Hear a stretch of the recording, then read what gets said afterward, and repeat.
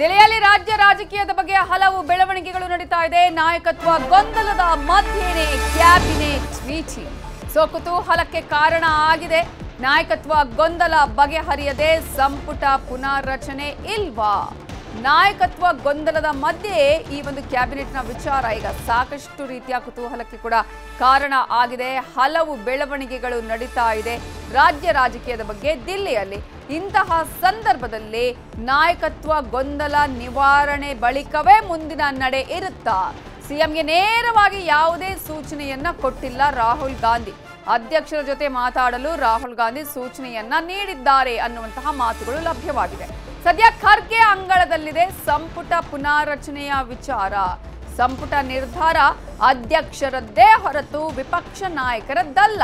ಕೆಲ ಹೊತ್ತಲ್ಲೇ ಖರ್ಗೆ ಅವರನ್ನ ಭೇಟಿ ಮಾಡಲಿದ್ದಾರೆ ಸಿಎಂ ಸಿದ್ದರಾಮಯ್ಯ ಅವರು. ಖರ್ಗೆ ಅವರ ಜೊತೆಗೆ ಚರ್ಚೆ ಮಾಡೋದಕ್ಕೆ ಸೂಚನೆಯನ್ನ ಕೊಟ್ಟಿದ್ದಾರೆ ರಾಹುಲ್ ಗಾಂಧಿ. ನಾಯಕತ್ವ ಗೊಂದಲ ಬಗೆಹರಿಸಿದ ಬಳಿಕವೇ ಸಂಪುಟ ಪ್ರಕ್ರಿಯೆ ನಡೆಯುತ್ತಾ? ನ್ಯೂಸ್ 18ಗೆ ಕಾಂಗ್ರೆಸ್ನ ದಿಲ್ಲಿ ಮೂಲಗಳು ಕೊಟ್ಟಿರುವ ಮಾಹಿತಿ ಇದು. ರಾಜ್ಯ ರಾಜಕೀಯದ ಬಗ್ಗೆ ದೆಹಲಿಯಲ್ಲಿ ಮಹತ್ವದ ಚರ್ಚೆ ನಡೆದಿದೆ. ಸಂಪುಟ ಪುನಾರಚನೆಯ ಬಗ್ಗೆ ಗೊಂದಲ ಒಂದು ಕಡೆಯಾದರೆ ಮತ್ತೊಂದು ಕಡೆ ಅಧ್ಯಕ್ಷರ ಜೊತೆ ಮಾತನಾಡೋದಕ್ಕೆ ಇದೀಗ ಸೂಚನೆಯನ್ನ ನೀಡಲಾಗಿದೆ. ಇದೇ ವಿಚಾರಕ್ಕೆ ಸಂಬಂಧಪಟ್ಟ ಹಾಗೆ ಇನ್ನಷ್ಟು ಅಪ್ಡೇಟ್ಸ್ ಕೊಡೋದಕ್ಕೆ ನಮ್ಮ ಪೊಲಿಟಿಕಲ್ ಬ್ಯೂರೋ ಹೆಡ್ ಆಗಿರುವಂತಹ ಚಿದಾನಂದ ಪಟೇಲ್ ನೇರ ಸಂಪರ್ಕದಲ್ಲಿ ಜಾಯಿನ್ ಆಗಿದ್ದಾರೆ. ಚಿದಾನಂದ ಪಟೇಲ್, ಸಂಪುಟ ಪುನರ್ರಚನೆ ಆಗೇ ಹೋಗುತ್ತೆ, ಅದೇ ಕಾರಣಕ್ಕಾಗಿ ಲಿಸ್ಟ್ ಅನ್ನು ತಗೊಂಡು ಹೋಗಿದ್ದಾರೆ ಅನ್ನುವಂತಹ ರೀತಿಯ ಮಾತುಗಳ ನಡುವೆ ಇದೀಗ ಏನಾಗ್ತಾ ಇದೆ ದಿಲ್ಲಿಯಲ್ಲಿ ರಾಜ್ಯ ರಾಜಕೀಯದ ವಿಚಾರಕ್ಕೆ ಸಂಬಂಧಪಟ್ಟ ಹಾಗೆ?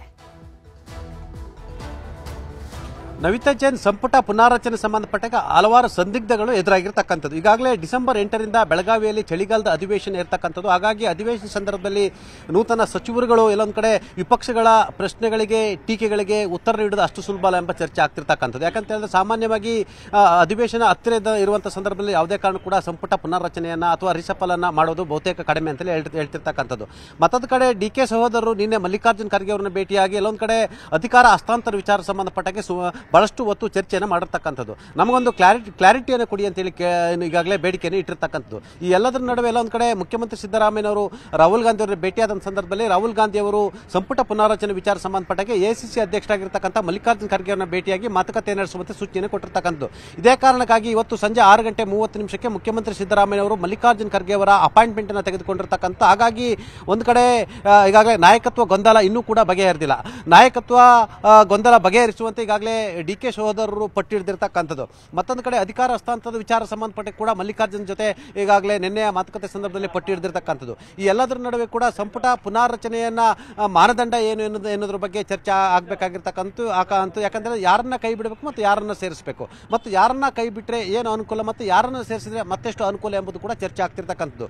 ಈ ಎಲ್ಲದರ ನಡುವೆ ಕೂಡ ಮಲ್ಲಿಕಾರ್ಜುನ್ ಖರ್ಗೆ ಅವರಿಗೆ ಸಿದ್ದರಾಮಯ್ಯರ ಮೇಲೆ ಅತಿವಾದ ಪ್ರೀತಿಯೂ ಇಲ್ಲ, ದ್ವೇಷವೂ ಇಲ್ಲ. ಯಾಕಂತ ಹೇಳಿದ್ರೆ ಎಲ್ಲೊಂದು ಕಡೆ 50 ವರ್ಷ ಕಾಂಗ್ರೆಸ್ಗೆ ಮಣ್ಣು ಹೊತ್ತು ಇವತ್ತವರು ಕೂಡ ಕರ್ನಾಟಕ ರಾಜ್ಯದ ಮುಖ್ಯಮಂತ್ರಿ ಆಗದಂತ ಅನಿವಾರ್ಯ ಸ್ಥಿತಿ ರಾಜಕಾರಣದಲ್ಲಿ ಅವರಿಗೆ ಎದುರಾಗಿರ್ತಕ್ಕಂಥದ್ದು. ಹಾಗಾಗಿ ಕಾಂಗ್ರೆಸ್ ಪಕ್ಷಕ್ಕೆ ಬಂದ ಕೂಡಲೇ ವಿಪಕ್ಷ ನಾಯಕರಾಗಿ ಮುಖ್ಯಮಂತ್ರಿಯಾಗಿ ಮತ್ತೆ ವಿಪಕ್ಷ ನಾಯಕರಾಗಿ ಮತ್ತೆ 2ನೇ ಬಾರಿ ಮುಖ್ಯಮಂತ್ರಿ ಆಗಿರ್ತಕ್ಕಂಥದ್ದು.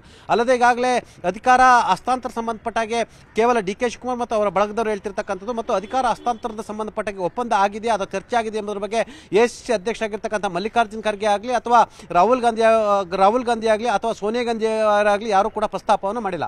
ಆದರೆ ಎಲ್ಲೊಂದು ಕಡೆ ಅಧಿಕಾರ ಹಸ್ತಾಂತರ ಅನ್ನೋದು ಎಲ್ಲೊಂದು ಕಡೆ ನನ್ನ ಮತ್ತು ಮುಖ್ಯಮಂತ್ರಿ ಒಳಗಿನ ಬಿಟ್ಟಿರ್ತಕ್ಕಂಥದ್ದು ಮತ್ತು ನಮ್ಮಿಬ್ಬರ ನಡುವಿನ ಅದು ಮಾತುಕತೆ ಅಂತೇಳಿ ಸೂಕ್ಷ್ಮವಾಗಿ ಎಲ್ಲೊಂದು ಕಡೆ ಡಿಕೆ ಶಿವಕುಮಾರ್ ಅವರು ಹೇಳಿರ್ತಕ್ಕಂಥದ್ದು. ಆದರೆ ಮಲ್ಲಿಕಾರ್ಜುನ್ ಖರ್ಗೆ ಅವರ ಅಂಗಳಕ್ಕೆ ಈಗಾಗಲೇ ಸಂಪುಟ ಪುನಾರಚನೆ ವಿಚಾರವನ್ನು ಕೊಂಡೊಯ್ದಿರ್ತಕ್ಕಂಥ ಮುಖ್ಯಮಂತ್ರಿ ಸಿದ್ದರಾಮಯ್ಯವರು ಮಲ್ಲಿಕಾರ್ಜುನ್ ಖರ್ಗೆ ಅವರು ಸಂಪುಟ ಪುನಾರಚನೆ ಎಲ್ಲೊಂದು ಕಡೆ ಮಾಡೋದ್ರಿಂದ ಮುಖ್ಯಮಂತ್ರಿ ಸಿದ್ದರಾಮಯ್ಯವರಿಗೆ ಮತ್ತೆ ಮುಖ್ಯಮಂತ್ರಿ ಹುದ್ದೆಗೆ ಮತ್ತಷ್ಟು ಆಯುಸ್ಸು ಸಿಕ್ಕುತ್ತೆ ಎಂಬ ಲೆಕ್ಕಾಚಾರವೂ ಇರ್ತಕ್ಕಂಥದ್ದು. ಈ ಲೆಕ್ಕಾಚಾರದ ನಡುವೆ ಎಲ್ಲೊಂದು ಕಡೆ ತಮ್ಮ ಪುತ್ರ ಪ್ರಿಯಾಂಕ್ ಖರ್ಗೆ ಅವರ ಹಿತ ಕಾಯುವ ಲೆಕ್ಕಾಚಾರವು ಕೂಡ ಮಲ್ಲಿಕಾರ್ಜುನ್ ಖರ್ಗೆ ಇರುವಂಥದ್ದು. ಒಂದು ವೇಳೆ ಸಂಪುಟ ಪುನಾರಚನೆ ಆದರೆ ಅಥವಾ ಮುಂದೆ ಹೊಸ ಮುಖ್ಯಮಂತ್ರಿ ಬಂದರೆ ತಮ್ಮ ಪುತ್ರ ಪ್ರಿಯಾಂಕ್ ಖರ್ಗೆ ಅವರನ್ನ ಉಪಮುಖ್ಯಮಂತ್ರಿಯಾಗಿ ನೋಡುವಂತ ಆಸೆಯ ಕಣ್ಣುಗಳು ಕೂಡ ಅವರಲ್ಲಿ ಇರ್ತಕ್ಕಂಥದ್ದು. ಹಾಗಾಗಿ ಪುತ್ರನ ರಾಜಕೀಯ ಭವಿಷ್ಯದ ನಡುವೆ ಕೂಡ ತಮ್ಮ ಆಪ್ತರಿಗೂ ಕೂಡ ಒಂದಷ್ಟು ಸಚಿವರನ್ನ ಮಾಡಬೇಕು ಮತ್ತು ಆಪ್ತರ ಹಿತವನ್ನು ಕಾಯಬೇಕಾಗಿರ್ತಕ್ಕಂಥದ್ದು ಮಲ್ಲಿಕಾರ್ಜುನ್ ಖರ್ಗೆ ಅವರು. ಹಾಗಾಗಿ ಮಲ್ಲಿಕಾರ್ಜುನ್ ಖರ್ಗೆ ಅವರು ಸದ್ಯ ಒಂದು ಕಡೆ ಬೆಳಗಾವಿ ಅಧಿವೇಶನದ ನೆಪ ಹೇಳಿ ಸಂಪುಟ ಪುನಾರಚನೆ ಮುಂದಕ್ಕೆ ಹಾಕಿದ್ರೆ ಅದು ಏನು ನಂತರ ಧನುರ್ಮಾಸ ಬರೋದ್ರಿಂದ ಎಲ್ಲೊಂದು ಕಡೆ ಜನವರಿ ಸಂಕ್ರಾಂತಿಯ ನಂತರವೇ ಅದು ಲೆಕ್ಕಾಚಾರ ಅಂತ ಹೇಳ್ತಿರ್ತಕ್ಕಂಥದ್ದು. ಈ ಎಲ್ಲದರ ನಡುವೆ ಮಾರ್ಚ್ನಲ್ಲಿ ಸಿದ್ದರಾಮಯ್ಯವರು ತಮ್ಮ 16ನೇ ಬಜೆಟ್ ಅನ್ನು ಮಂಡಿಸ್ತಿರ್ತಕ್ಕಂಥದ್ದು. ಎಲ್ಲದರ ನಡುವೆ ಮತ್ತೊಂದು ಕಡೆ ಅಧಿಕಾರ ಹಸ್ತಾಂತರ ವಿಚಾರವಾಗಿ ಡಿ ಕೆ ಶಿವಕುಮಾರ್ ಕೂಡ ಪಟ್ಟಿ ಹಿಡಿದಿರ್ತಕ್ಕಂಥದ್ದು. ಈಗಾಗಲೇ ನಿನ್ನೆ ಕೂಡ ರಾಹುಲ್ ಗಾಂಧಿ ಅವರ ಭೇಟಿಗೆ ಪ್ರಯತ್ನವನ್ನು ಮಾಡಿರ್ತಕ್ಕಂಥದ್ದು. ನಿನ್ನೆ ಮಲ್ಲಿಕಾರ್ಜುನ್ ಖರ್ಗೆ ಜೊತೆ ಮಾತುಕತೆಯನ್ನು ನಡೆಸಿರುವಂಥದ್ದು. ಒಟ್ಟಾರೆ ಸಂಪುಟ ಪುನಾರಚನೆ ಆಗಬೇಕು ಮತ್ತು ಜಾತಿವಾರು, ಸಾಮಾಜಿಕವಾರು ಮತ್ತು ಪ್ರಾದೇಶಿಕವಾರು ಮತ್ತು ಯುವಕರಿಗೆ ಅವಕಾಶವನ್ನು ಕೊಡಬೇಕು.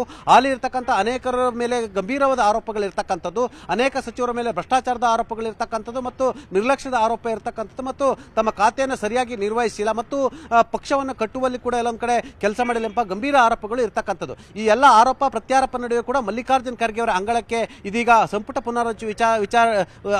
ಪುನಾರಚನೆ ವಿಚಾರ ಚೆಂಡು ಮಲ್ಲಿಕಾರ್ಜುನ್ ಖರ್ಗೆ ಕೈಯಲ್ಲಿರೋದ್ರಿಂದ ಎಲ್ಲೊಂದು ಕಡೆ ಸಂಪುಟ ಪುನಾರಚನೆಗೆ ಗ್ರೀನ್ ಸಿಗ್ನಲ್ ಮಲ್ಲಿಕಾರ್ಜುನ್ ಖರ್ಗೆ ಅವರು ಕೊಟ್ಟರೆ, ಎಲ್ಲೊಂದು ಕಡೆ ಮುಖ್ಯಮಂತ್ರಿ ಸಿದ್ದರಾಮಯ್ಯನವರ ಕುರ್ಚಿಯ ಆಯುಸ್ಸು ಕೂಡ ಮುಂದುವರಿಯುವಂಥದ್ದು. ಆದರೆ ಸಂಪುಟ ಪುನಾರಚನೆಯ ಸಂದರ್ಭದಲ್ಲಿ ಎಲ್ಲೊಂದು ಕಡೆ ಮುಖ್ಯಮಂತ್ರಿ ಸಿದ್ದರಾಮಯ್ಯನವರು ಒಂದು ಕಡೆ PCC ಅಧ್ಯಕ್ಷ ಹುದ್ದೆ, ಒಂದಷ್ಟು DCM ಹುದ್ದೆಯ ಕ್ರಿಯೇಟ್ಗೆ ಸಂಬಂಧಪಟ್ಟಾಗೆ ಚರ್ಚೆಯನ್ನು ಮಾಡಿದ್ರೆ, ಎಲ್ಲೊಂದು ಕಡೆ ಇಲ್ಲಿ ಪರೋಕ್ಷವಾಗಿ DK ಅವರ ವೇಗಕ್ಕೆ ಮತ್ತು ಅಧಿಕಾರ ಹಸ್ತಾಂತರದ ವಿಚಾರಕ್ಕೆ ಎಲ್ಲೊಂದು ಕಡೆ ಕಡಿವಾಣ ಹಾಕುವ ಸಾಧ್ಯತೆ ಕೂಡ ಇದೆ ಅಂತ ಹೇಳಲಾಗ್ತಿರುವಂಥದ್ದು. ಒಟ್ಟಾರೆ ಈಗಾಗಲೇ ರಾಹುಲ್ ಗಾಂಧಿ ಅವರು ಕೂಡ ಸಂಪುಟ ಪುನಾರಚನೆ ವಿಚಾರಕ್ಕೆ ತಾವು ಮಲ್ಲಿಕಾರ್ಜುನ್ ಖರ್ಗೆ ಅವರ ಜೊತೆ ಮಾತುಕತೆ ನಡೆಸಿ ಅನ್ನೋ ಮುಖಾಂತರ ಮಲ್ಲಿಕಾರ್ಜುನ್ ಖರ್ಗೆ ಅವರಿಗೆ ಸಂಪುಟ ಪುನಾರಚನೆಯ ವಿಷಯವನ್ನ ಈಗಾಗಲೇ ಸಂಪುಟ ಪುನಾರಚನೆ ಜವಾಬ್ದಾರಿಯನ್ನು ಕೊಟ್ಟಿರ್ತಕ್ಕಂಥದ್ದು. ಆದರೆ ನಾಯಕತ್ವದ ಗೊಂದಲ ಇನ್ನೂ ಕೂಡ ಬಗೆಹರಿದಿಲ್ಲ ಎಂಬ ಮಾತು ಕೂಡ ಕೇಳಿ ಬಂದಿರತಕ್ಕಂಥದ್ದು. ಹಾಗಾಗಿ ನಾಯಕತ್ವ ಗೊಂದಲದ ಸಂಬಂಧಪಟ್ಟಗೆ ಬಗೆಹರಿಯುವ ವಿಚಾರವಾಗಿ ಕೂಡ ಚರ್ಚೆ ಆಗ್ತಿರುವಂಥದ್ದು. ಆ ಮುಖಾಂತರ ಇವತ್ತು ಸಂಜೆ 6:30ಕ್ಕೆ ಮುಖ್ಯಮಂತ್ರಿ ಸಿದ್ದರಾಮಯ್ಯನವರು ಮಲ್ಲಿಕಾರ್ಜುನ್ ಖರ್ಗೆ ಅವರ ಭೇಟಿ ಆಗ್ತಿರ್ತಕ್ಕಂಥದ್ದು. ಹಾಗಾಗಿ ಡಿಸೆಂಬರ್ನಲ್ಲಿ ಬೆಳಗಾವಿಯಲ್ಲಿ ಚಳಿಗಾಲದ ಅಧಿವೇಶನ ಸಂದರ್ಭದಲ್ಲಿ ಸಂಪುಟ ಪುನರ್ರಚನೆಗೆ ಮಲ್ಲಿಕಾರ್ಜುನ್ ಖರ್ಗೆ ಅವರು ಅವಕಾಶವನ್ನು ಕೊಡ್ತಾರಾ ಅಥವಾ ಈಗಾಗಲೇ DK ಸಹೋದರರು ನಾಯಕತ್ವ ವಿಚಾರ ಸಂಬಂಧಪಟ್ಟಗೆ ಬಗೆಹರಿಸುವಂತೆ ಈಗಾಗಲೇ ಪಟ್ಟಿ ಹಿಡಿದಿರ್ತಕ್ಕಂಥ ಒಟ್ಟಾರೆ ಇದು ಎಲ್ಲವೂ ಕೂಡ ಗೊಂದಲಮಯ ಆಗಿರ್ತಕ್ಕಂಥ ಸಂಜೆ 6:30 ನಂತರ ಮುಖ್ಯಮಂತ್ರಿ ಮತ್ತು ಮಲ್ಲಿಕಾರ್ಜುನ್ ಖರ್ಗೆ ಭೇಟಿಯ ನಂತರ ಸಂಪುಟ ಪುನಾರಚನೆ ಆಗುತ್ತೋ ಅಥವಾ ಅನ್ನೋದು ಸದ್ಯದ ಯಕ್ಷ ಪ್ರಶ್ನೆ ಅಂತ ಹೇಳ್ಬೋದು. ನವಿತಾ ಜೈನ್. Thank you Chidananda Patel ಡೀಟೇಲ್ಸ್ಗೆ.